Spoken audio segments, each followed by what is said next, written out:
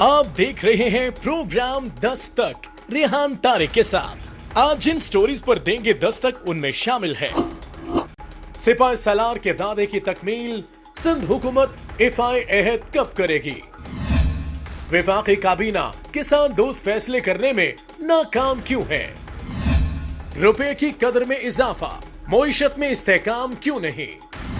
मेरे रियासत के दरबार पर दस्तक भी प्रोग्राम का हिस्सा होगी। अस्सलाम वालेकुम, मैं हूं रेहान तारिक और आप देख रहे हैं दस्तक। कैप्टन सफदर की मज़ार कायद पर नारेबाजी, FIR, गिरफ्तारी और फिर सिंध पुलिस के सरबराह समेत मुतअद्दिद पुलिस अफसरान की जानिब से छुट्टी की दरखास्तों के बाद मुतज़ाद आरा सामने आई। मुतनाज़िर बयानात भी दागे गए। यह भी कहा गया कि IG सिंध के अगवा और फिर पुलिस अफसरान की छुट्टी की दरखास्तों के पीछे सिंध हुकूमत का हाथ है। ये बात भी सामने आई कि मज़ार कायद वाक़े के बाद जो सूरत हाल पैदा हुई, ये पीपल्स पार्टी और नून लीग की मिली भगत है। ताहम chairman Peoples Party Bilawal Bhutto Zardari की जानिब से आर्मी चीफ से वाक़े की इंक्वायरी का मुतालबा किया गया, जिसके बाद army chief general Qamar Javed Bajwa ने 10 रोज में वाक़े की शफाफ तहकीकात की यकीन दहानी कराई। आज पाक फौज की कोर्ट ऑफ इंक्वायरी की जानिब से तहकीकात मुकम्मल कर ली गई है। पाक फौज के शोबा ताल्लुकात आबा की जानिब से जारी बयान के बाद वाक़े की इंक्वायरी आर्मी चीफ के हुक्म पर की गई और रिपोर्ट के पस मंजर में रेंजर्स और सेक्टर हेडक्वार्टर ISI कराची के ऑफिसर्स को जिम्मेदारियों से हटा दिया गया है। ISPR की जानिब से जारी एलामिये में कहा गया है कि आर्मी चीफ की हिदायत पर की गई तहकीकात के मुताबिक सिंध रेंजर्स और ISI कराची के अफसरान मज़ार कायद की बेहुरमती के नतीजे में शदीद अवामी रद्द-ए-अमल से जो सूरत हाल पैदा हुई, उससे निपटने में मसरूफ दिखाई दिए। अफसरान पर मज़ार कायद की बेहुरमती पर कानून के मुताबिक बरवक्त कार्रवाई के लिए शदीद दबाव था। ISPR के बयान में कहा गया है कि मुतल्लिका अफसरान ने शदीद अवामी रद्द-ए-अमल और फिर तेजी से बदलती हुई कशीदा सूरत हाल के पेश नजर सिंध पुलिस के तर्ज अमल को अपनी दानिस्त में नाकाफी और सुस्त रवि का शिकार पाया और कशीदा सूरत हाल पर काबू पाने के लिए अपनी हैसियत में जज्बाती रद्द-ए-अमल का मुजाहिरा किया। शोबा ताल्लुकात आमा से जारी बयान में यह भी कहा गया है कि मुतल्लिका अफसरान को ऐसी सूरत हाल से गुरेज करना चाहिए था जिससे रियासत के 2 इदारों में गलत फहमियां पैदा हुई। ISPR के मुताबिक कोर्ट ऑफ इंक्वायरी की सिफारिशात की रोशनी में मुतल्लिका अफसरान को अपनी मौजूदा जिम्मेदारियों से हटा दिया गया है, जबकि ज़ाब्ते की खिलाफ वर्जी पर इन अफसरान के खिलाफ कार्रवाई GHQ में अमल में लाई जाएगी। अब कैप्टन सफदर के तमाम तर मामले का जायजा लेने से पहले, इस वाक़े के पस मंजर में जाने से पहले और उस पर जो सियासी बयानात दागे गए हैं उसका तस्करा करने से पहले इस इंक्वायरी रिपोर्ट पर बात करेंगे। इस वक्त lieutenant general retired Amjad Shoaib साहब हमारे साथ मौजूद हैं। बहुत बहुत शुक्रिया अमजद शुएब साहब आपके वक्त के लिए। सबसे पहले तो आर्मी चीफ के हुक्म पर जो इंक्वायरी कमेटी कॉन्स्टिट्यूट की गई, उसकी फाइंडिंग्स सामने आ गई हैं। इन फाइंडिंग्स को, इन तहकीकात को किस नजर से देखते हैं, और फिर यह भी बताइएगा कि जिन अफसरान को उनकी करंट पोजीशन से हटाया गया है और फिर मजीद इंक्वायरी GHQ में होगी, कार्रवाई अमल में लाई जाएगी, क्या कार्रवाई अमल में लाई जा सकती है इस पर? आप अगर पीछे चले जाएं तो बेशुमार ऐसे वाकयात होते हैं जहां बाज़-औक़ात सड़कों पे, बाज़-औक़ात बाज़ हेडक्वार्टर्स में पुलिस के एहलकार और फौज पाकिस्तान के एहलकार के दरमियान कोई लड़ाई हो गई। जब यहाँ तक भी हुआ है कि बाज़ जगहों पे सड़कों पे हाथापाई भी हुई है और उसका एक नॉर्मल तरीका है कि उसमें वो रिपोर्ट बन के तो हेडक्वार्टर्स को आ जाती है और उसकी रोशनी में एक जॉइंट इंक्वायरी ऑर्डर हो जाती है और इंक्वायरी इस बात का तयन कर लेती है कि इसमें किसका कसूर है, कौन लोग हैं जो कि इस चीज में सदावार हैं।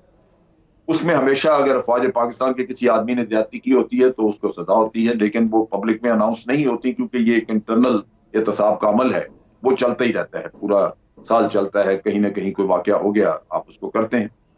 ये चूंकि पब्लिक इंटरेस्ट की चीज बन गई क्योंकि पीपल्स पार्टी की गवर्नमेंट ने सिंध में इसको एक सियासी तमाशा बना के रख दिया और कुछ झूठ और कुछ सच इसको मिला के तो एक इतना बड़ा मसला खड़ा कर दिया कि फिर ये पब्लिक में लानी पड़ी चीज। कुछ अपने तौर पे इन्होंने ज्यादा जोश का काम दिखाया है क्योंकि पुलिस इस मामले में कुछ कर नहीं रही थी। अब लिहाजा इनको GHQ अटैच कर दिया गया। यहाँ पे अब एक कानूनी अमल होगा, इनकी सारी इंक्वायरी को कानूनन जायजा लेके उसके बाद इनके खिलाफ। अच्छा अमजद शुएब साहब, इसके बाद जो सिंध हुकूमत की तरफ से बयानात सामने आए, पाकिस्तान मुस्लिम लीग नून के रहनुमाओं ने जो बयानात दिए, उनका कहना था कि IG सिंध को अगवा किया गया है। तो जो इस इंक्वायरी कमेटी के अंदर जो इसका मतन दिखाई देता है, जो प्रेस रिलीज ISPR की तरफ से आई है कि officers under public pressure found Sindh police slow to take action, जैसा कि आप कह रहे हैं कि सिंध पुलिस इसमें काहली से काम ले रही थी, सुस्ती सिंध पुलिस की थी, लेकिन उस पर जो स्टेटमेंट्स है कि इसके नतीजे में क्या वाकई IG सिंध पुलिस को अगवा किया गया, अबडक्ट किया गया? क्योंकि अगर अबडक्ट किया गया है तो जो अबडक्शन होती है उसकी तो लाइफ इंप्रिजनमेंट तक की सजा हो सकती है। अमजद शुएब साहब, इसमें यह है कि जो आईजी पुलिस हैं उनकी अपनी एक वीडियो रिकॉर्डिंग मौजूद है, जो सुबह उनको एक जर्नलिस्ट पूछ रहा है कि कहा जा रहा है कि आपको अगवा किया, तो उन्होंने कहा जी मुझे तो किसी ने अगवा नहीं किया। तो उन्होंने कहा जी फिर एफआईआर कैसे हुई? तो उन्होंने कहा जी एफआईआर मैंने दर्ज कराई है। ये इसलिए हुआ कि जब वो रेंजर्स हेडक्वार्टर, वहां रेंजर्स के सेक्टर हेडक्वार्टर गए तो वहां उनकी बात करवाई गई प्रोसिक्यूटर जनरल से, सिंध का प्रोसिक्यूटर जनरल, और प्रोसिक्यूटर जनरल ने कहा कि जी एफआईआर दर्ज होनी चाहिए। तो उसके कहने पे एफआईआर दर्ज इन्होंने कराई। और फिर उसके बाद अगले दिन सुबह जब जमानत का किस्सा चला अदालत में, तो प्रोसिक्यूटर जो सिंध गवर्नमेंट का प्रोसिक्यूटर जनरल है उसने मुखालफत की। उसने कहा जी ये जमानत नहीं होनी चाहिए, इसी वजह से। अब आप आ जाएं कि अगर अगवा हुआ तो आईजी के घर के बाहर सीसीटीवी लगा हुआ है, कैमरे लगे हुए हैं क्लोज सर्किट, वो वहां पे कैमरे जो हैं वो उनकी पिक्चर आनी चाहिए थी। दूसरी चीज ये है कि उसका घर तो किला नुमा है, वहां पे जो जितना पुलिस का पैरा है वहां पे तो कोई आईएसआई वगैरह का रेंजर के 2 आदमी 4 आदमी जाके ये काम कर ही नहीं सकते कि किसी को उठा के ले जाएं। फिर तो बड़ी फायर फाइट होती, वहां लोग मारे जाते। तो ये एक सियासी ड्रामा, एक तमाशा खड़ा किया गया। मैं यही बात कर रहा हूं कि बहरहाल अगर किसी ने उनको प्रॉपर रिस्पेक्ट नहीं दी आईजी को, या उन्होंने उनको आर्गुमेंट की, उनको जबरदस्ती कहा कि नहीं जी आप चल के ये मामला सुलझाएं, तो शायद उनको ये नहीं करना चाहिए था। प्रेस रिलीज सामने आई है जो इंक्वायरी कमेटी की फाइंडिंग्स है, उसमें बताया गया कि ओवर जीलसली कुछ जज्बाती रवैया देखा गया है, जज्बाती रद्देमल का ऑफिसर्स ने जो है वो मुजाहिरा किया है, जो प्रोफेशनली उनको करना नहीं चाहिए था, जिसकी वजह से एक कंफ्यूजन बनी है। अगर अबडक्शन नहीं है तो फिर वो जज्बाती रद्देमल किस तरह से असरअंदाज हुए हैं आईजी पुलिस के ऊपर, और उनके साथ क्या रवैया रवा रखा गया होगा जिसके नतीजे में उनको फौरी तौर पर उनकी पोजीशन से रिमूव किया गया है? इसका मतलब ये कि कुछ सीरियस तो है। नहीं, आप इसको यूं ले ले कि इंस्पेक्टर जनरल पुलिस सिंध के प्रोविंस के सबसे बड़े पुलिस ऑफिसर हैं, उनके ओहदे के मुताबिक उनकी रिस्पेक्ट होनी चाहिए, उनको प्रोटोकॉल वैसा मिलना चाहिए। अगर किसी ऑफिसर ने कोई डिसरिस्पेक्टफुल था और उसने कोई प्रोटोकॉल से हटके बात की या इंसिस्ट किया कि नहीं जी हम आपकी बात नहीं सुनते, आप जाके ये मामला सुलझाए, तो उस सूरत में उसने इंसोलेंस की। इंसोलेंस होता है कि आप उसके साथ, किसी के साथ उसके ओहदे के मुताबिक सलूक नहीं करते, उसको बदतमीजी करते हैं, तो वो भी उसकी भी सजा है। क्योंकि एक पुलिस का चीफ है सूबे का, तो उसका तो अपना एक इख्तियार है, उसको ये बात अलग है कि वो प्रोसेस हम कह रहे हैं कि जी स्लो था, स्लो प्रोसेस नहीं, वो कर ही नहीं रहे थे एक्शन, तो वो चीज भी एड्रेस हो सकती थी। ये जीएचक्यू को ये ऊपर सीनियर लेवल पे बता सकते थे, चीफ मिनिस्टर को बता सकते थे कि ये एक्शन नहीं करते।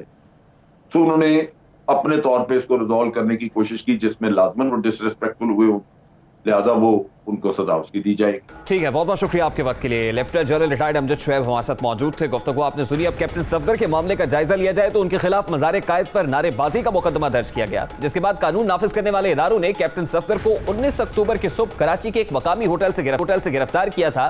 ताहम उसी शाम एक मकामी अदालत ने उन्हें जमानत पर रिहा करने का हुक्म दे दिया था। पाकिस्तान मुस्लिम लीग नवाज की नायब सदर मरियम नवाज ने इल्जाम आयद किया था कि सिंध पुलिस के इंस्पेक्टर जनरल को कराची में सेक्टर कमांडर के दफ्तर ले जाया गया, जहां उनसे जबरदस्ती कैप्टन रिटायर्ड सफदर की गिरफ्तारी के अहकामात पर दस्तखत कराए गए थे।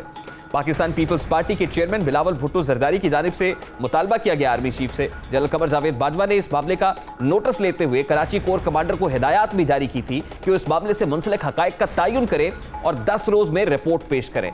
सिंध हुकूमत की जानिब से भी 22 अक्टूबर को कैप्टन रिटायर्ड सफदर के खिलाफ मुकदमे और पुलिस की आला क़यादत से बदसलूकी और तौहीन की तहकीकात के लिए वजारती कमेटी कायम की गई थी, जिसे अपनी तहकीकाती जो रिपोर्ट है वो 30 रोज में जमा करानी है। ISPR का बयान सामने आने के बाद chairman Pakistan Peoples Party Bilawal Bhutto Zardari ने भी इस रिपोर्ट का खैर मकदम किया है। अब कराची वाक़े की इंक्वायरी के बाद जिम्मेदार अफसरान की ट्रांसफर से फौज ने अपनी गैर जानिबदारी साबित कर दी है। दूसरी जानिब वफाकी हुकूमत ने इस सारे मामले को ज्यादा अहमियत नहीं दी है। वजीर आजम पाकिस्तान इमरान खान से जब इस मामले पर सवाल किया गया तो उनका इस पर क्या रद्द-ए-अमल था, उन्होंने किस का इजहार किया, जरा वजीर आजम पाकिस्तान से IG सिंध से मुतालिक जब सवाल किया गया तो उस पर उनका क्या कहना था, सबसे पहले उसकी एक झलक आपको दिखाते हैं।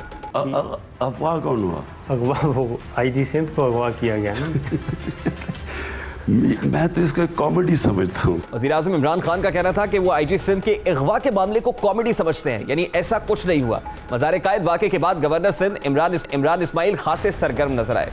गवर्नर सिंध ने दावा किया कि मैंने आईजी सिंध और एडिशनल आईजी को फोन करके कहा कि मज़ार कायद पर होने वाले वाक़े के खिलाफ कानून के मुताबिक कार्रवाई करे और पुलिस अपनी मुद्दइयत में मुकद्दर करे। इस हवाले से गवर्नर सिंध इमरान इस्माइल ने क्या कहा, जरा उसकी एक झलक भी आपके सामने रखता है। मैंने आईजी को कॉल की और मैंने उन्हें कहा कि आईजी साहब ये वाक़या हुआ है, अभी रिपोर्ट इसकी चली है, तो इसके ऊपर आप कानून के मुताबिक कार्रवाई करें। उन्होंने कहा जी हम अभी लीगल इसका वो देख रहे हैं, तो जैसे हमारे पास लीगल ओपिनियन आता है तो हम उसके हिसाब से करेंगे। सुबह 5 बजे आपको किसी ने ये बताया कि आईजी को जोर जबरदस्ती मुझे पता लग गया था। पता चल गया था, किसने आपको इतला दी? इससे क्या फ़र्क पड़ता है जी। आईएसआई के कमांडेंट हैं, उनसे भी मेरी बात हुई और डीजी रेंजर से मेरी बात नहीं हुई, तो मुझे ये पता चला कि ये कोई अबडक्शन या ऐसा कोई किडनैपिंग थी नहीं। आज वफाकी वज़ीर इत्तलात शिबली फराज ने मीडिया से गुफ्तगू में सिंध हुकूमत से मुतालबा किया है कि वह पुलिस के खिलाफ भी कार्रवाई करे। उनका कहना था कि मुसल्लह अफवाज में खुद एहतसाबी के अमल की कदर करते हैं।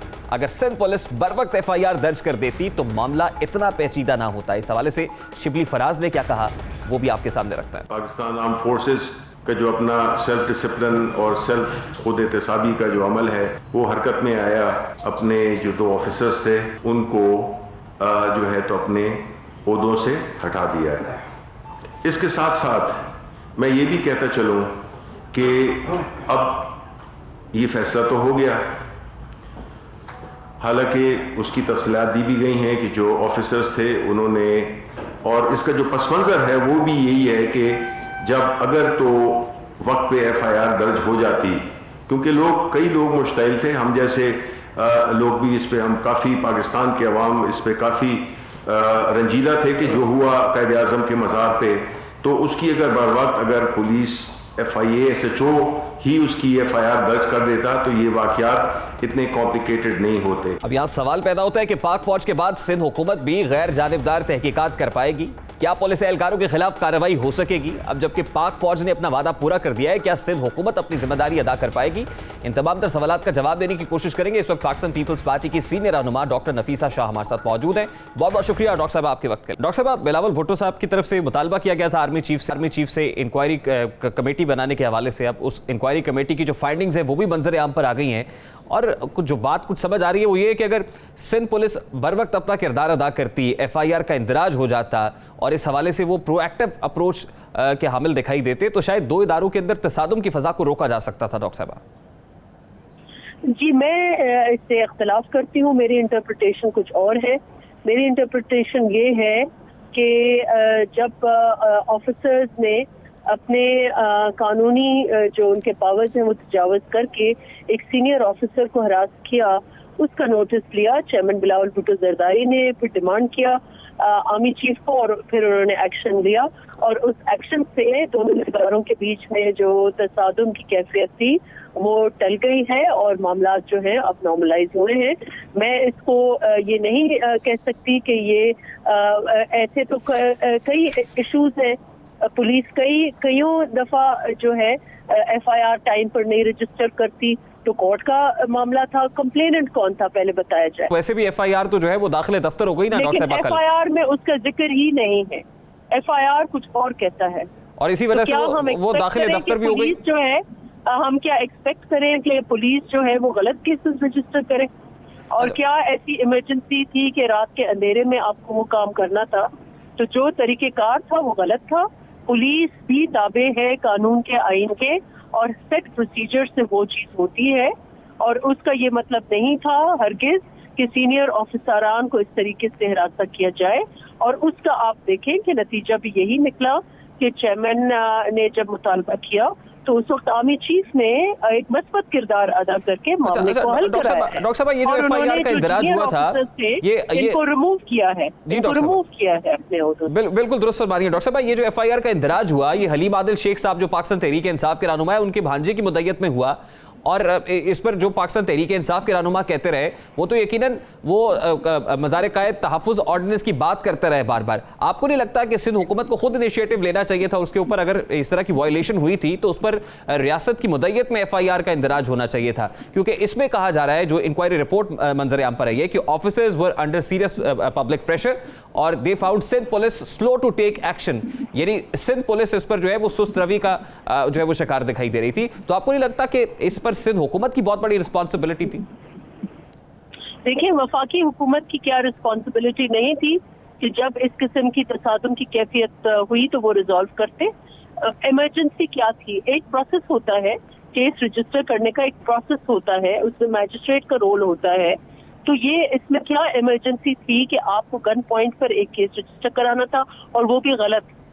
तो क्या मुझे ये बताया जाए कि हलीम आदिल शेख ने जो केस रजिस्टर कराया है वो कायद की बेहरमती का कराया है या कुछ और कराया है? उस केस में क्या है, उस केस के आप कंटेंट्स देख लें और उसका हकीकत से कितना ताल्लुक है। अच्छा डॉक्टर साहब, action has been taken against those officers, एक तो इसको किस तरह से देखती है, और फिर दूसरा सिंध हुकूमत के अपने तय भी तो एक इंक्वायरी जो है वो अभी पेंडिंग है, तो वो इंक्वायरी किस स्टेजेस पर है, कब तक वो पब्लिक कर दी जाएगी? क्योंकि एक इंक्वायरी तो मंजर आम पर आ गई है। देखिए, वो सिंध हुकूमत को करने दें, वो रिस्पॉन्ड करेंगे इसके ऊपर टाइम पे। लेकिन मुझे नहीं पता आप कौन से एक्शन की बात कर रहे हैं। एक एक्शन तो ले लिया गया है आर्मी चीफ की तरफ से, और मुझे नहीं पता कि दूसरा एक्शन आप किस एक्शन की बात कर रहे हैं। मैं सिंध हुकूमत के तहत एक्शन की बात कर रहा हूँ। क्या उस पर अब आईजी सिंध को भी जो है वो ऑन बोर्ड लिया जाएगा, उनसे इंक्वायरी की जाएगी, पूछा जाएगा कि कहां पर क्या हुआ, और क्या उनकी तरफ से जो है वो स्लो स्ट्रैटेजी अपनाई गई थी? देखिए, मुझे इस डिटेल्स का इल्म नहीं है। यकीनन सिंध हुकूमत जो है उसने जो इंक्वायरी का कॉल किया है वो अपने जो इंक्वायरी रूल्स हैं उनके तहत जरूर इंक्वायरी करेंगे और वो डिटेल्स जो है आपसे मिनिस्टर इंफॉर्मेशन शेयर करें। क्योंकि डॉक्टर साहब, आप जब एफआईआर की बात कर रही हैं कि एफआईआर के मतन में वो चीज शामिल नहीं थी, तो यहाँ पर भी तो आईजी साहब ने जो कुछ कहा, उनको नहीं चाहिए था कि वो भी एफआईआर का इंदराज कराते? अगर अब्डक्शन का मामला था तो अब्डक्शन पर एफआईआर का इंदराज होता। देखिए, इशू ये नहीं था। ये केस अगर रजिस्टर होना था तो दूसरे दिन भी हो जाता। इशू ये नहीं है। इशू ये है कि जिसका जो काम है वो करे। अगर वो नहीं करता वो काम, तो फिर उसके तरीकेकार और हैं। अगर कंप्लेनेंट्स ऐसे थे, फर्ज करें अगर पुलिस एफआईआर नहीं कर रही थी, फर्ज करें कोई कंप्लेनेंट गया है और पुलिस एफआईआर नहीं कर रही थी, तो फिर कोर्ट्स आपके मौजूद हैं, फिर कोर्ट के जरिए भी एफआईआर हो जाता है। और जिस तरीके से एक बेहुरमती की गई, एक हमारे मेहमान थी, इस तरीके से आपने उनकी प्राइवेसी चादर और चार दीवारी पामाल की, ये भी एक्सेप्टेबल और काबिल कबूल नहीं है। लेकिन जब आप कैप्टन सफदर के इस अमर को उसकी मजम्मत कर रही हैं, ये नहीं होना चाहिए था, और मज़ार कायद के तकद्दुस को पामाल किया गया है, तो कोई कार्रवाई तो होगी ना, और कौन करेगा वो कार्रवाई? पामाल क्यों हुआ है, कैसे पामाल हुआ है, मुझे बताएं। आपने इमरान खान के वीडियोस क्यों नहीं उनके ऊपर, उनसे बात करें ना शिरीन मजारी से और इनसे अली मोहम्मद खान से, इनसे पूछे कि उस वक्त जो उन्होंने दावा बोला था कायद की मजार पर, उसका एफआईआर क्यों नहीं ये डिमांड करते लगे लॉजों? अभी क्यों ये ढंडोरा पीटते हैं कि अगर कैप्टन सफदर ने कुछ गलत किया तो उस वक्त जो हुआ कायद की मजार पे वो सही हुआ? और ऐसे कई ऐसे इंस्टेंसेस हैं जहां वहां जाके नारे लगे हैं। तो ऐसी कोई बात नहीं है कि ये अगर इस वक्त बज़ाहिर ये लगता है कि एक ऑर्डिनेंस, लेकिन वो ऑर्डिनेंस भी एक मिलिट्री डिक्टेटर के जमाने में लगाई गई थी। मेरे नजदीक ऐसा ऑर्डिनेंस है। यस, इज्जत जरूर होनी चाहिए, आप एक रूल्स जरूर होने चाहिए, लेकिन इस किस्म के सख्त कानून जो एक जमहूरी कदरों के बिल्कुल खिलाफ है, इस किस्म के कानून जो है वो नहीं होने चाहिए। आप ये समझती है कि जो ऑर्डिनेंस इस पर जो एग्जिस्ट करता है इस वक्त वही ठीक नहीं है और उसी को जो है वापस लेना चाहिए उस ऑर्डिनेंस? आई थिंक एक एक्सट्रीम चीज है। अगर तो नारा जो लगा वो फातिमा जिन्ना जिंदाबाद नारा लगा, मुझे बताएं क्या फातिमा जिन्ना के लिए हम जिंदाबाद नहीं कहें तो क्या कहें, क्या कहें? लेकिन डॉक्टर साहब, आप बात ये है, वो कहते हैं कि मज़ार कायद पर जिस तरह से वो लहद के ऊपर कदम रखे, मादरे मिलत के भाई पाकिस्तान के बानी, क्या वो अगर वहाँ उनकी मजार पर जिंदाबाद के नारे नहीं, पाकिस्तान जिंदाबाद के नारे अगर लगे, सपोजिंग मैं जाकर पाकिस्तान जिंदाबाद का जाके नारा लगाऊं तो मेरे ऊपर केस रजिस्टर। तो प्लीज लेट्स बी लॉजिकल। अपना जो मामला है उसको उस लेवल पर रखा जाए, उससे इतना एक्सट्रीम पर आप ना ले जाएं। ठीक है, बहुत बहुत शुक्रिया आपके वक्त के लिए। पाकिस्तान पीपल्स पार्टी की मरकजी रहनुमा डॉक्टर नफीसा शाह हमारे साथ मौजूद थी। गुफ्तगू आपने सुनी। यहाँ एक ब्रेक लेंगे, जिसके बाद बात करेंगे कि वफाक किसानों की बात सुनने से गुरेजा क्यों है। इस मामले को उठाएंगे इस ब्रेक के बाद। हमारे साथ रहिए।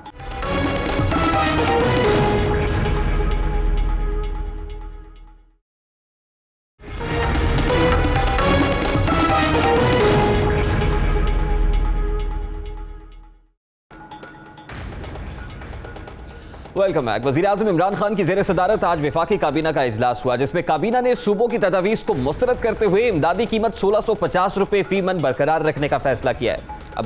अब गंदम की इमदादी कीमत के तयन पर 4 वज़रा एक तरफ, बाकी तमाम काबीना दूसरी तरफ रही। फ़खर इमाम, शबीर कुरैशी, इशरत हुसैन और नदीम अफजल चंद की जानिब से गंदम की इमदादी कीमत 1800 रुपए फी मन मुकर्रर करने की हिमायत की गई। वज़ीर-ए-आज़म इमरान खान के मुआविन ख़ुसूसी नदीम अफजल चंद ने भी गंदम की कीमत 1800 रुपए मुकर्रर करने का मुतालबा किया और कहा कि गंदम की इमदादी कीमत ना बढ़ाई तो गंदम कम पैदा होगी। लेकिन वफाकी वज़ीर शेख रशीद ने गंदम की कीमत 1800 रुपए मुकर्रर करने की मुखालिफत की और कहा कि गंदम 1800 रुपए मुकर्रर हुई तो 2 माह में गंदम की कीमत आसमान को छुएगी। आज़म सवाती भी गंदम की कीमत के मामले पर वज़ीर-ए-आज़म के हमज़ुबान रहे। आज़म सवाती ने वज़ीर-ए-आज़म से इजाज़त लेकर काबीना इजलास में खड़े होकर बात की और कहा कि आटा महंगा नहीं होना चाहिए, गरीब लोग कैसे खरीद सकेंगे। गंदम की इमदादी कीमत बढ़ाने के पीछे भी माफिया मुतहर्रिक है। काबीना इजलास के बाद मीडिया से गुफ्तगू करते हुए वफाकी वज़ीर इत्तलात शिबली फराज ने गंदम बहरान का सारा मलबा सूबाई हुकूमत, सिंध हुकूमत पर डाल दिया। वो इस हवाले से क्या कह रहे थे, सबसे पहले उसकी एक झलक आपके सामने रखता है। सूबे अपनी ख्वाहिश का इजहार कर सकते हैं, लेकिन हमने यहाँ पे पूरे मुल्क को देखना है, वहाँ यहाँ की आवाम को देखना है। अब आप अंदाज़ा करेंगे अगर 2000 रुपये की कीमत होगी तो फिर नुकसान किसको पहुँचेगा? आवाम को पहुँचेगा। आटा महंगा हो जाएगा कि नहीं होगा, रोटी महंगी हो जाएगी कि नहीं होगी। हम ये भी एक बैलेंस क्रिएट करना होता है कि ना उन पे जोर पहुँचे और ना आवाम पे पहुँचे। इस बुनियाद पे हमने फैसला किया है और जो फेडरल हुकूमत फैसला करेगी वही फैसला है। आज वफाकी हुकूमत ने सिंध से इमदादी कीमत 2000 रुपए फी मन से कम करने का मुतालबा किया है, लेकिन सूबाई हुकूमत ने मौक़िफ़ अपनाया है कि बैरून मुल्क से गंदम इसी रेट पर मंगवाई गई है, इसीलिए वो मुकामी किसान को इसका फायदा पहुंचाएगी। अब यही नहीं है बल्कि सिंध के बाद पंजाब असम्बली में भी किसानों की मदद की आवाज़ बुलंद हुई है। ऐवान ने भी गंदम की सरकारी इमदादी कीमत 2000 रुपए मन मुकर्रर करने की सिफारिश कर दी है। इस हवाले से स्पीकर चौधरी परवेज इलाही की ज़ेर सदारत खुसूसी कमेटी ने गंदम की इमदादी कीमत में इजाफे की सिफारिश की है। पंजाब असम्बली के ऐवान ने सिफारिश की, मुतफ़िका तौर पर मंजूरी दे दी है। ऐवान ने हुकूमत से 2 हफ्ते में करारदाद पर अमल करके रिपोर्ट देने की भी सिफारिश की है। वफाकी हुकूमत और पंजाब असम्बली के अलग अलग रवैयों पर सूबन क्या सोचते हैं, सबसे पहले वो आपके सामने रखता है। हुकूमत ने जो गंदम का रेट 1650 रुपये मुख्तस किया है, तो उसमें तो हमारे खर्चे भी पूरे नहीं होते। 5-6 महीने लगा के हम सारी गंदम बीजते हैं, उसकी कटाई करते हैं, तो फिर हम मंडी में फेंकते हैं, उसमें तो हमारे अखराजात भी पूरे नहीं हो रहे। तो हमें चाहिए कि वज़ीर-ए-आज़म साहब को चाहिए कि इस पर नज़रसानी करें और गंदम का रेट थोड़ा सा ज़्यादा करें। जो सूबाई हुकूमत ने ये जो 1650 गंदम की कीमत रखी है, इसे हम मुस्तरद करते हैं। इसकी कम अज़ कम 2000 होनी चाहिए कीमत, क्योंकि अखराजात इतने ज़्यादा हैं कि हम इसे सर्वाइव नहीं कर सकते।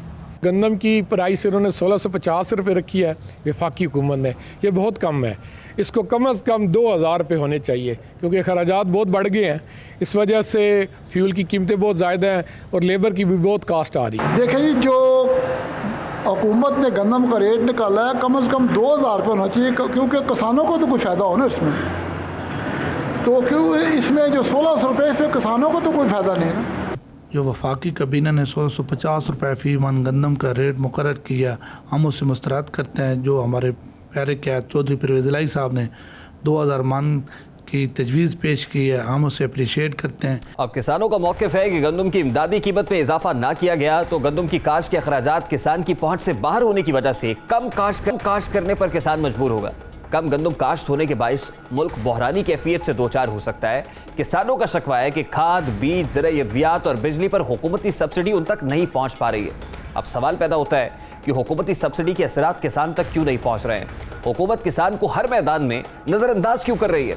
गंदम की कम पैदावार के मुल्क की मईशत पर क्या असरात होंगे और अल्टीमेटली आटा कितना महंगा हो जाएगा? मामले पर बात करेंगे। इस वक्त बाहर इक्तिसादी अमूर डॉक्टर आबिद कुयूम सुलेहरी हमारे साथ मौजूद है। बहुत बहुत शुक्रिया डॉक्टर साहब आपके वक्त के लिए। डॉक्टर साहब, वफाकी हुकूमत ने गंदम की इमदादी कीमत 1650 रुपये मुकर्रर कर दी है, लेकिन एक सवाल जन्म ले रहा है कि ऐसे वक्त में जब आलमी मार्केट के अंदर ये सपोर्ट प्राइस 2000 रुपये है, हमारे हमसाया मुल्क भारत के अंदर 1750 रुपये है, क्या हुकूमत का इकदाम दुरुस्त है कि सपोर्ट प्राइस 1650 रुपये होनी चाहिए? देखिए, जब सपोर्ट प्राइस की बात आती है तो हुकूमत एक कैच 22 सिचुएशन में होती है। जो ही गंदम की कीमत या सपोर्ट प्राइस बढ़ती है तो इसका मतलब ये होता है कि शहरी इलाकों में आप इन्फ्लेशन जो है उसको बढ़ा रहे हैं, और अगर सपोर्ट प्राइस बहुत कम रखी जा रही हो तो इसका मतलब ये होता है कि काश्तकार जो हैं उनको उनकी जो इनपुट है, उनकी जो लागत है उसका मुआवजा नहीं मिलेगा। तो हुकूमत हमेशा से ये बैलेंस करने की कोशिश कर रही होती है कि शहरों में महंगाई भी ना बढ़े और काश्तकार को उसकी लागत जो है वो भी पूरी हो रही हो। अगर आप मेरा मौक़िफ़ जानना चाहते हो तो मैं तो सिरे से सपोर्ट प्राइस का कायल नहीं हूँ। मेरा ख्याल है टारगेटेड सब्सिडीज़ की तरफ जाना चाहिए, क्योंकि सपोर्ट प्राइस में पहले हुकूमत जो है वो सब्सिडी दे के गंदम को ख़रीदती है, फिर सब्सिडी दे के फ्लोर मिल को गंदम इशू करती है और वो आटा जो है वो महंगे दामों बाज़ार में फ़रोख्त हो रहा होता है। तो उससे बेहतर ये है कि एहसास प्रोग्राम बिस्प के डाटा को इस्तेमाल करते हुए जो मुस्तहिक ख़ानदान है, जो लोअर मिडिल इनकम ग्रुप है, उनको कुछ इस तरह की सब्सिडीज़ दी जाएँ कि उनको ये आटा जो है ये वाक़ईतन सस्ता मिले, बजाय इसके कि सपोर्ट प्राइस जो बड़े ज़िम्मेदार हैं उनको तो मिल जाती है। लेकिन आपके सवाल की तरफ वापस जाते हुए हुकूमत सिंध ने जो सपोर्ट प्राइस अनाउंस की थी अपने सूबे के लिए वो 2000 रुपये मन है। अगर वफाकी हुकूमत की सपोर्ट प्राइस 1650 रुपये मन रहती है और हुकूमत सिंध जो है, चूँकि ये एक सूबाई मामला भी है, तो हुकूमत सिंध इसको 2000 रुपये ख़रीदेगी अगली फसल को, तो फिर होगा ये कि पंजाब से गंदम को सिंध एक्सपोर्ट होने में कोई रोक टोक नहीं होगी, क्योंकि डॉक्टर साहब मैं आपसे यही जानना चाह रहा था कि इस वक्त वफाकी हुकूमत का टेक ये है कि सिंध हुकूमत ने गंदम रिलीज नहीं की और सिंध हुकूमत ही शॉर्टेज की रिस्पॉन्सिबल भी है। अब एक ऐसे वक्त में जब सूबाई सतह पर यह सपोर्ट प्राइस यकसा नहीं होगी, एक तरफ 2000 रुपए किसान को मिल रहे होंगे, दूसरी तरफ 1650 रुपए होंगे, तो यकीनन जो ग्रोअर है वो 2000 रुपए की तरफ, अच्छे रेट की तरफ जाएगा। तो ऐसे में पंजाब से गंदम सिंध की तरफ जाने के खदशात भी बढ़ जाएंगे। तो आपको नहीं लगता कि यकसा जो है फैसले होने चाहिए और इस पर सूबों को भी ऑन बोर्ड लेना चाहिए? अगर सिंध के रिजर्वेशन है और पंजाब में से भी आवाजें उठ रही हैं, काफ लीग चौधरी परवेज लाई जो स्पीकर पंजाब असेंबली है वो बार बार मुतालबा कर रहे हैं कि किसानों को उनका जायज हक मिलना चाहिए। जैसा कि मैंने कहा कि ये बात बिल्कुल दुरुस्त है कि सपोर्ट प्राइस जो है वो यकसा रहनी चाहिए, ये भी दुरुस्त है कि किसानों को उनका हक मिलना चाहिए, लेकिन ये भी देखना है कि सपोर्ट प्राइस इतनी ज़्यादा ना हो जाए कि उससे urban inflation out of control हो जाए। गंदम पेट्रोल की तरह एक ऐसा इंडिकेटर है, जो ही आटे की कीमत बढ़ती है तो हर चीज़ की कीमत जो है उसके साथ बढ़ना शुरू हो जाती है। तो अगर आप उसको 2000 रुपये जो है मन उसकी सपोर्ट प्राइस कर देते हैं तो उससे अर्बन इन्फ्लेशन तो बढ़ेगी। अब ये चीज़ हुकूमत को देखना है कि अपोजिशन के साथ वो किस तरह की नेगोशिएशन कर सकती है। लेकिन डॉक्टर साहब अगर गंदम मिलेगी ही नहीं, अगर शॉर्टेज होगी तो ऐसी सूरत में भी तो अर्बन इन्फ्लेशन बढ़ जाएगी ना, तो फिर भी आटे की कीमत तो अल्टीमेटली बढ़ेगी अगर गंदम की शॉर्टेज वाकई हो जाएगी तो। वो तो हुकूमत के पास, वफाकी हुकूमत के पास इंपोर्ट के ऑप्शन जो है वो तो हर वक्त मौजूद रहती है। जैसे कि इस साल वो इंपोर्ट कर रहे हैं, अगले साल अगर शॉर्टेज आती है तो अगले साल भी वो इंपोर्ट की तरफ देखेंगे। लेकिन ये अक्रॉस द बोर्ड सब्सिडी जो है ये इफेक्टिव भी नहीं है और हुकूमत के पास इतना कुशन भी नहीं कि वो उसको दे सके। मेरा अभी भी ये आर्गूमेंट है कि बजाय इसके कि सबको अक्रॉस द बोर्ड सब्सिडी दी जाए, जो बिस्प का डाटा है उसको इस्तेमाल करते हुए जो मुस्तहिक ख़ानदान है उनको फूड सब्सिडी की मद में एक्स्ट्रा पेमेंट जो है वो कर देनी चाहिए, बजाय इसके कि आटे को आप सब्सिडी दे के उसकी कीमत को कम करने की कोशिश करें। मार्केट मैकेनिज्म को काम करने देना चाहिए। लेकिन डॉक्टर साहब अगर कंपैरेटिव एनालिसिस लिया जाए कि जो हमारा ग्रोअर है उसकी कॉस्ट ऑफ प्रोडक्शन क्या है, तो हमारी कॉस्ट ऑफ प्रोडक्शन तो हम हमसाया मुल्क भारत से बहुत ज़्यादा है। अगर हम अपने यूरिया खाद की जो कॉस्ट देखें कितने में किसान को मिल रहा है और दीगर जो रॉ मटेरियल अवेलेबल है उसकी जो कॉस्ट है वो तो हमसाया मुल्क से बहुत ज़्यादा है। तो यहाँ पर हुकूमत को सब्सिडी नहीं देनी चाहिए इस सेक्टर के अंदर पर? देखिए वो सब्सिडी देने का, मैं दोबारा इसी चीज़ पे आ रहा हूँ कि सब्सिडी वहाँ पे काम करती है, यहाँ पे आपकी बाकी चीज़ें जो हैं, जो एग्जीक्यूशन मैकेनिज्म है वो परफेक्ट हो। अगर वो परफेक्ट नहीं है तो सब्सिडी का लीड कैप्चर हो जाता है। भले वो सब्सिडी पेट्रोल पे मिल रही है, वो डीजल पे मिल रही है, वो आटे पे है या वो बिजली या गैस पे है, वो लोग जो है जो लीड अपर क्लास है वो इसको ज़्यादा फ़ायदा उठा जाते हैं। जिनके लिए सब्सिडी दी जाती है उनको शायद वो उस तरीके से नहीं मिल पाती। तो अव्वल तो ये टारगेटेड सब्सिडी होनी चाहिए, लेकिन अगर ये हमें देनी ही है सपोर्ट प्राइस तो फिर हुकूमत को सुबह सिंध के साथ CCI में या किसी भी तरह से टेबल पे बिठा के नेगोशिएशन करना चाहिए कि सिंध और वफाकी हुकूमत की जो सपोर्ट प्राइस है वो यकसा रहे।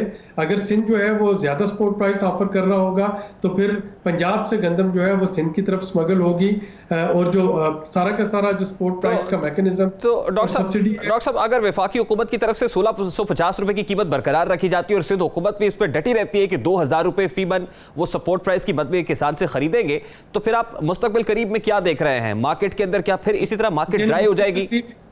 मुस्तकबिल करीब जो है ना, ये तो सब्सिडी जो शुरू होती है प्रोक्योरमेंट सीजन पे, और प्रोक्योरमेंट सीजन आपका अप्रैल में शुरू होगा। तो अप्रैल में फिर यही होगा कि अगर जब नई फसल आएगी, अगर सिंध 2000 पे खरीद रहा होगा तो फिर रहीम यार खान के रास्ते बाकी जगहों से गंदम बाहर जाना शुरू हो जाएगी, या जो पंजाब में प्राइवेट इन्वेस्टर है वो उसको लेके होल्ड कर लेगा, और जो ही जो बैन सूबाई नकलो हमल जो है उस पर पाबंदी खत्म होगी तो वो सिंध की तरफ ले जाएगा। तो ये एक मार्केट अनॉमली पैदा होगी और इस सिचुएशन से बचना चाहिए। इस वक्त वफाकी हुकूमत को सूबाई हुकूमत के साथ कुछ नेगोशिएशन करना होगा, कुछ मुज़ाकरात करने होंगे कि एक यकसा कीमत जो है पूरे मुल्क में रहे। ये दो कीमतें जो है ये मार्केट को डिस्टॉर्ट करेंगी और गंदम की कीमत जो है उसमें सब्सिडी देने के बावजूद कंज्यूमर को ज्यादा पैसे देना पड़ रहे होंगे। ठीक है, बहुत बहुत शुक्रिया डॉक्टर साहब आपके वक्त के लिए। हमारे इक्तिसादी अमूर डॉक्टर आबिद क़य्यूम सुलेरी हमारे साथ मौजूद थे। गुफ्तगू आपने सुनी, यहाँ एक ब्रेक लेंगे जिसके बाद बात करेंगे कि कराची सर्कुलर रेलवे की बहाली का ऐलान अचानक से क्यों हुआ है, या आनन फानन ऐलान क्यों हो रहा है, इसके पसे पर्दा मुहर्रकात क्या है, इस पर बात करने की कोशिश करेंगे इस ब्रेक के बाद हमारे साथ।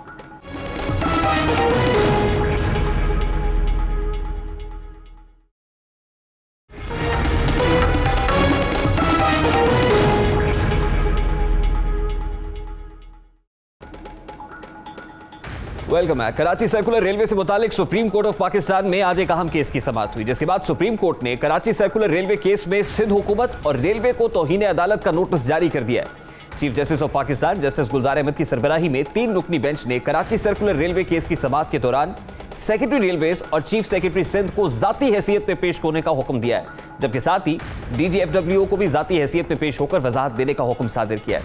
अदालत ने कहा कि सेक्रेटरी रेलवेज और चीफ सेक्रेटरी सिंध बताए कि कराची सर्कुलर रेलवे का मंसूबा क्यों फाल नहीं हुआ, क्यों ना उनके खिलाफ तौहीन अदालत की कार्रवाई की जाए। Chief justice of Pakistan justice Gulzar Ahmed ने रिमार्क्स दिए कि अब बात सिर्फ यहां तक नहीं रहेगी, हम सबको बुलाएंगे और जरूरत पड़ी तो वजीर आजम को भी बुलाएंगे, जरूरत पड़ी तो वजीर आला सिंध को भी तलब करेंगे। चीफ जस्टिस ने इस्तफसार किया कि कराची सर्कुलर रेलवे क्यों फाल नहीं हुई है, सर्कुलर रेलवे फाल करने के हुक्म पर अमल दरामद क्यों नहीं किया गया, अदालती हुक्म पर अमल दरामद क्यों नहीं हो रहा है। अदालत ने कहा कि महकमाना खतबाजी की गई लेकिन सुप्रीम कोर्ट के हुक्म पर अमल दरामद नहीं किया गया। सेक्रेटरी रेलवेज और चीफ सेक्रेटरी तौहीन अदालत के मर्तकब हुए हैं। बादअज़ा अदालत ने कराची सर्कुलर रेलवे केस की समाअत 2 हफ्तों तक के लिए मुलतवी कर दी है। अब केस की समाअत के फौरी बाद पाकिस्तान रेलवेज की जानिब से अचानक एक ऐलान सामने आया। पाकिस्तान रेलवेज ने सिर्फ 5 रोज बाद 16 नवंबर से कराची सर्कुलर रेलवे शुरू करने का ऐलान कर दिया है। डिविजनल सुपरिटेंडेंट यानी DS रेलवे के मुताबिक 16 नवंबर को पपरी से औरंगी टाउन तक 60 किलोमीटर के सफर का आगाज होगा और ट्रैक के लिए 4 ट्रेनें मख्तस कर दी गई हैं। उन्होंने ये भी बताया कि ट्रेनें 3-3 घंटों के वक्फे से अप और डाउन ट्रैक्स पर चलेंगी। सुबह 7 बजे औरंगी टाउन स्टेशन से पहली ट्रेन रवाना होगी, इसके बाद सुबह 10 बजे दूसरी ट्रेन रवाना होगी। लेकिन सवाल ये पैदा होता है कि ये फैसला अचानक क्यों किया गया है, अधूरे ट्रैक को बहाल करने के मकासद क्या हैं, क्योंकि अभी 5 रोज कबल ही रेलवेज ने सर्कुलर रेलवे की बहाली के हवाले से एक रिपोर्ट पेश की थी जिसमें सिर्फ 12 किलोमीटर ट्रैक की बहाली का दावा किया गया था। रिपोर्ट के मुताबिक कराची सर्कुलर रेलवे के पहले मरहले कराची सिटी स्टेशन से मंगू पीर तक 12 किलोमीटर ट्रैक बहाल हो चुका है, जबकि औरंगी स्टेशन तक 14 किलोमीटर का ट्रैक मुकम्मल किया जाएगा, जिस पर काम जारी है। दूसरे मरहले में औरंगी स्टेशन से गिलानी स्टेशन गुलशन इकबाल 7 किलोमीटर और तीसरे मरहले में गिलानी स्टेशन से ड्रेक कॉलोनी तक 9 किलोमीटर का ट्रैक बहाल किया जाएगा। रिपोर्ट के मुताबिक 44 किलोमीटर पर मुश्तमिल KCR ट्रैक में 20 स्टेशन और 24 फाटक हैं, जिसमें से 30 किलोमीटर लूप लाइन और 14 किलोमीटर मेन लाइन पर बना है। यानी कुल 20 स्टेशन हैं, जिनमें से 15 लूप लाइन और 5 मेन लाइन पर है। पाकिस्तान रेलवेज के मुताबिक पूरे ट्रैक पर 24 लेवल क्रॉसिंग्स यानी फाटक कायम है, जिनमें से 15 लेवल क्रॉसिंग्स की मरम्मत के लिए 15.25 करोड़ रुपए खर्च होंगे। कराची सर्कुलर रेलवे की कोचेस की तैयारी का काम इस्लामाबाद कैरेज फैक्ट्री में जारी है। 7 तैयार हैं, जबकि जनवरी तक 40 कोचेस तैयार कर ली जाएंगी। हर कोच में 96 मुसाफिरों के लिए 64 नशस्तें और खड़े होने वाले मुसाफिरों के लिए 32 हैंड होल्ड बार लगाए गए हैं। इसके अलावा वॉशरूम्स, पंखे, टीवी, वाईफाई और मोबाइल चार्ज करने की सहूलियात भी मौजूद हों। और फिर सबसे अहम बात यह है कि क्या शहर कायद के बासियों का मसला जो मुस्तकिल बुनियादों पर हल हो पाएगा, क्या शहर कायद के बासियों को सस्ती सफरी सहूलियात मैसर आ पाएंगी? इन्हीं सवालात का जवाब देने की कोशिश करेंगे। इस वक्त साबिक एडमिनिस्ट्रेटर कराची सीनियर तजियाकार फ़हीमुज़्ज़मान साहब हमारे साथ मौजूद है। बहुत बहुत शुक्रिया फ़हीमुज़्ज़मान साहब आपके वक्त के लिए। इस वक्त मेरे पेश नज़र 2 खबरें हैं। पहली खबर यह है कि सुप्रीम कोर्ट ने कराची सर्कुलर रेलवे केस में सिंध हुकूमत और रेलवे को तौहीन अदालत का नोटिस जारी कर दिया। उसके बाद एक दूसरी खबर पर्दा स्क्रीन पर उभरती है और वो क्या है कि पाकिस्तान रेलवेज ने अचानक 5 रोज बाद 16 नवंबर से कराची सर्कुलर रेलवे यानी KCR शुरू करने का ऐलान कर दिया है। यानी सुबह में ये होता है कि सुप्रीम कोर्ट की तरफ से ऑब्जर्वेशन सामने आती है, उसमें जो चीफ सेक्रेटरी सिंध है उनको भी और सेक्रेटरी रेलवेज को भी तौहीन अदालत का नोटिस जारी किया जाता है, जिसके बाद आनन फानन ये प्लान बन जाता है कि हम 5 रोज के बाद, ठीक 5 रोज के बाद 60 किलोमीटर के ट्रैक ट्रैक के ऊपर सर्कुलर रेलवे शुरू करने जा रहे हैं, तो इसका मकसद क्या है? ये सिर्फ अदालत को मुतमईन करने की कोशिश की जा रही है? फ़हीमुज़्ज़मान साहब, सबसे पहले आपका प्रोग्राम में शामिल करने के लिए बहुत बहुत शुक्रिया। देखिए, सिंध हुकूमत हो या पाकिस्तान रेलवे हो, बुनियादी तौर पर रियासत के इदारे हैं और कभी भी रियासत का लगता नहीं कि कराची के अंदर अवामुन नास की ट्रांसपोर्ट को जो है उनकी तरजीहात में शामिल है। सुप्रीम कोर्ट ही के प्रेशर के अंदर जितना आप देख रहे हैं या आपको नज़र आ रहा है कि पाकिस्तान रेलवे कह रही है वो 5 दिन में शुरू कर देगी, या पहले सुप्रीम कोर्ट से उन्होंने वायदा किया था कि 3 महीने में शुरू कर देंगे, ये सारा का सारा जो अमल है ये सुप्रीम कोर्ट के प्रेशर के तहत ही नज़र आता है।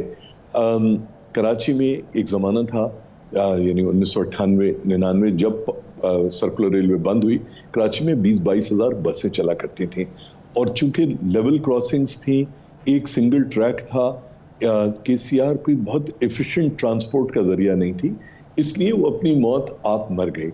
इसका मतलब ये नहीं कि कराची सर्कुलर रेलवे का जो तस्वुर है वो नाकाम हो गया। अगर इसको ट्रैक को ड्यूलाइज किया जाए, अगर इसके जो लेवल क्रॉसिंग्स हैं उनको जैसे सुप्रीम कोर्ट से खुद रेलवे और गवर्नमेंट ऑफ सिंध ने वायदा किया कि वो अंडर पासेस या ब्रिजेस के जरिए उसके ट्रैक को जो है स्टॉप नहीं करेंगे, स्टॉप लाइटें नहीं लगाएंगे, अगर कर लिया गया तो KCR एक बहुत ही मुफीद और एक अहम कराची का जो एक पब्लिक ट्रांसपोर्ट का जो नेटवर्क है उसके अंदर एक अहम किरदार अदा कर सकता है। मगर फिर जैसे आपने कहा कि ये संजीदा नहीं है, ये 5 दिन के अंदर सुबह में इनके पास ट्रेन नहीं थी, 5 दिन के बाद जो है ये ट्रेन चलाना शुरू कर देंगे। ये बेसिकली रियासत की जो कराची और कराची की ट्रांसपोर्ट की तरफ जो एक अदम तवज्जोही या लैक ऑफ इंटरेस्ट। तो सर फिर सवाल तो वही है ना कि फिर इसको करेगा कौन? अगर इसको एफिशिएंट मोड ऑफ ट्रांसपोर्टेशन बनाना चाहते हैं तो फिर इसको करने के पीछे कोई गैर संजीदगी किसकी है? और फिर ये कि ब्लूमबर्ग जैसा आलमी जरीदा कराची की सफरी सहूलियात को नाकाफी करार दे रहा है। वो वाज़े तौर पर कहता है कि कराची जैसा शहर जो 70% देता है, पूरे पाकिस्तान को चलाता है, पाकिस्तान का पेट भरता है, वहाँ पर W11 जैसी खटारा बसें चल रही हैं, वहाँ के शहरियों को सस्ती सफरी सहूलियात, बेहतर सफरी सहूलियात मैसर नहीं है। तो ऐसे में कराची सर्कुलर रेलवे आप ये कह रहे हैं कि एफिशिएंट मोड ऑफ ट्रांसपोर्टेशन बन सकता है, उसको बनाएगा कौन और फिर कैसे बनता हुआ दिखाई दे रहा है आपको? देखिए, जहाँ तक आपने W11 का तस्करा किया, जो 20-22 हज़ार बसें 1998-99 में हुआ करती थी, आज 6,000 बसें कराची के अंदर रजिस्टर्ड बसें रह गई हैं।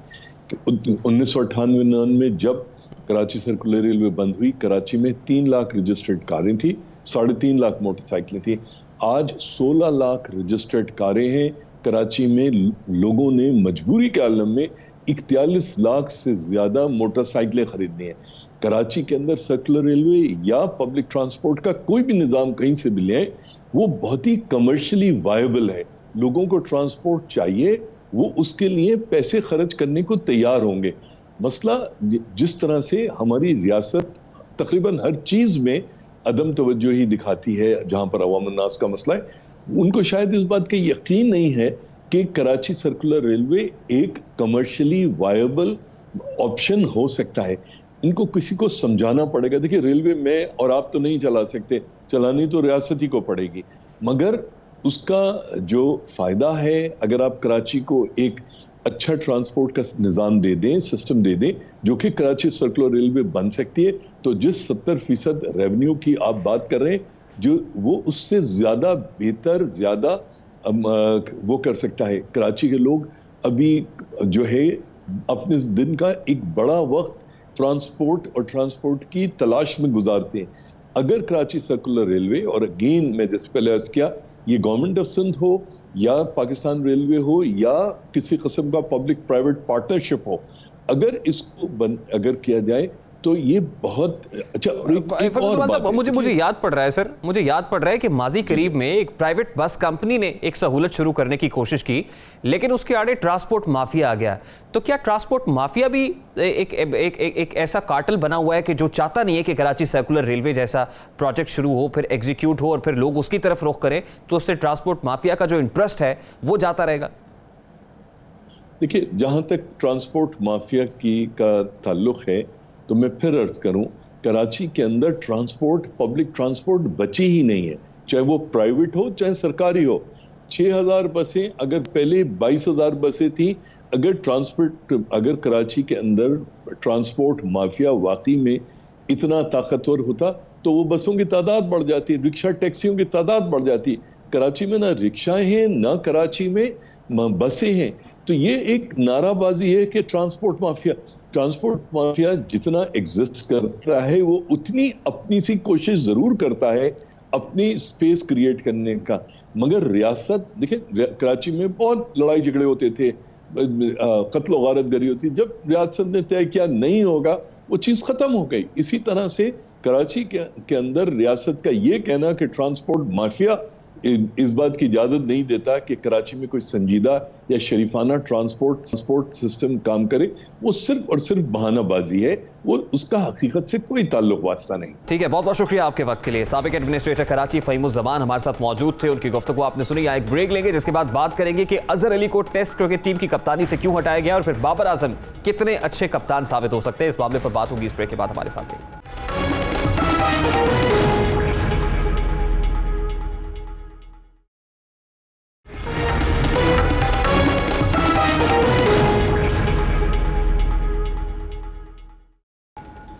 Welcome back. कौमी क्रिकेट टीम में एक बार फिर तजुर्बात का आगाज कर दिया गया है। अजहर अली टेस्ट टीम की कप्तानी से दस्तबरदार हो गए। पीसीबी ने बाबर आजम को टेस्ट कप्तान मुकर्रर कर दिया है, जिसके बाद वो तीनों फॉर्मेट्स के लिए पाकिस्तान क्रिकेट टीम के कप्तान बन गए। चेयरमैन पीसीबी एहसान मानी ने बाबर आजम की तकर्री की मंजूरी अजहर अली से मुलाकात के बाद दी है। मुलाकात में एहसान मानी ने बतौर कप्तान खिदमात पर अजहर अली का शुक्रिया अदा किया है। बाबर आजम न्यूजीलैंड के खिलाफ 2 टेस्ट मैचेस की सीरीज में पाकिस्तानी टीम की क़यादत करेंगे। दोनों मुल्कों के दरमियान टेस्ट सीरीज का आगाज 26 दिसंबर से होने जा रहा है। अब यह सवाल पैदा होता है कि बाबर आजम तीनों फॉर्मेट्स में अपनी कारकर्दगी कैसे दिखाएंगे। अजहर अली पर बाबर आजम को फौकियत क्यों दी गई है? क्या पीसीबी का फैसला अजहर अली की कारकर्दगी को भी मुतासर करेगा? इन तमाम सवालों का जवाब देने की कोशिश करेंगे। इस वक्त former test captain Salman Butt हमारे साथ मौजूद हैं। बहुत बहुत शुक्रिया सलमान भट्ट साहब आपके वक्त के लिए। सबसे पहले तो ये कहिएगा कि अजहर अली को कप्तानी से हटाना और फिर बाबर आजम को टेस्ट टीम की कैप्टनसी की कमान सौंपना पीसीबी के इस फैसले को किस तरह से देखता है? देखिए, पीसीबी फैसला हो गया है। बाबर जो है पाकिस्तान का टॉप प्लेयर है, हर फॉर्मेट में दुनिया में टॉप 5 में, तो इट इज रीजनेबल। आप इसको गुड आउट कॉल नहीं कर सकते और it is high time to know कि बाबर इसको कैसे कैरी करेगा, बिकॉज उसकी बैटिंग में दोनों फॉर्मेट्स में जो पिछली कैप्टनसी की है कोई फर्क नहीं पड़ा, बल्कि उसकी परफॉर्मेंस और अच्छी हुई है। तो मैं भी इसको मद्देनजर रखते हुए किसी ने ये डिसीजन लिया हो, अभी यंग भी है, साथ लर्न करेगा और अच्छा तो पाकिस्तान को लंबा सर्व कर सकता है एज ए टॉप प्लेयर। तो पानी में ये बड़ा एडिड प्लस होता है कि अगर आप टॉप प्लेयर भी हैं और आपकी रिस्पेक्ट ड्रेसिंग रूम में हाईली होती है और आप कमांड करते हैं दूसरों से, परफॉर्मेंस हो जाती है, इतनी बहुत अच्छी परफॉर्मेंस होती है। तो ये सारे प्लस हैं जो बाबर आजम के पास। लेकिन सलमान भट्ट साहब, ये गियर शिफ्ट बड़ी क्विकली हो रही है। यानी पहले वो T20 फॉर्मेट के कैप्टन हुए, उसके बाद वनडे की कमान संभाल देगी, अब एकदम से टेस्ट कैप्टनसी यकीनन एक बड़ा टास्क है, सबर आजमा टास्क है। तो आपको नहीं लगता कि इससे बाबर आजम की परफॉर्मेंस मुतासर हो सकती है, क्योंकि टीम में इस वक्त एक ही बैट्समैन है जो अच्छा परफॉर्म कर रहा है? देखिए, ये तो आपने उनको 2 फॉर्मेट्स में तो आजमा के देख लिया कि उनकी परफॉर्मेंस अच्छी हुई। अब जो है थर्ड बार प्रोडिक्ट तो ऐसा नहीं कर सकते कि होगी या नहीं होगी एग्जैक्टली, लेकिन जो अभी तक नजर आ रहा है वो और बेहतर हो रही है। टेस्ट क्रिकेट ठीक है, मुश्किल जरूर है, लेकिन दिस इज द टाइम। अगर आपको उसे थोड़ा टाइम दें, अगर वो आपको कैरी ऑन करते नजर आते हैं, अच्छा वेल एंड गुड, नहीं तो आप उनका बाय एंड लार्ज जो बेहतर हिस्सा करियर का वो बचा लेंगे कि उन्होंने एज ए बैट्समैन खेलना है या एज ए कैप्टन खेलना है, क्योंकि खेलना तो है उसने, इज योर बेस्ट प्लेयर और दुनिया का भी टॉप प्लेयर डालता है। तो आई थिंक ये टाइम अच्छा है उसे गेज करके थोड़ा अच्छा देख ले, if he is comfortable he can carry on for a longer time, if not तो फिर आप उतनी देर में कोई रिप्लेसमेंट ले लें। ये जहन में रखें कि पाकिस्तान के पास इस टाइम कोई ज्यादा ऑप्शन नहीं है। पाकिस्तान जब we look around for captaincy तो आपको ज्यादा ऑप्शन नजर नहीं आते पाकिस्तान की टीम में। तो सलमान भट्ट साहब, इस वक्त at this point in time Azhar Ali को कप्तानी से हटाने के पीछे क्या वजूहात हो सकती हैं आपकी नजर में? ये मुझे मालूम नहीं है, लेकिन ये सडन चेंजेस और अनाउंसमेंट से पहले र्यूमर्स का आना, फिर 2-3 नामों की बातें शुरू हो जाना, ये सारे वो फैक्टर्स हैं जो टीम के एनवायरनमेंट के लिए अच्छे नहीं है। ड्रेसिंग रूम का माहौल इनसे इफेक्ट होता है। People fancy their chances of becoming captain. Different mindset के लोग, वो ग्रुपिंग की सूरतें जो पहले खबरें आती थी वो फिर बनना शुरू होती हैं, तो इन सिचुएशन को अवॉइड करना चाहिए। जब डिसीजन लेना है तभी अनाउंस करना चाहिए। तो पाकिस्तान में अनफॉर्चुनेटली र्यूमर, स्ट्रॉन्ग र्यूमर जो कि करेक्ट भी होते हैं, लेकिन बहुत पहले बात बाहर आ जाती है जिससे माहौल खराब होता है। तो आई थिंक उसको अवॉइड करना चाहिए फ्यूचर में। ठीक है, बहुत बहुत शुक्रिया आपके वक्त के लिए। Former test captain Salman Butt हमारे साथ मौजूद थे, गुफ्तगू आपने सुनी। इसके साथ ही ये तो था आज का दस्तक। आपसे मुलाकात होगी कल। अपना रखिएगा ख्याल। अल्लाह हाफ़िज़।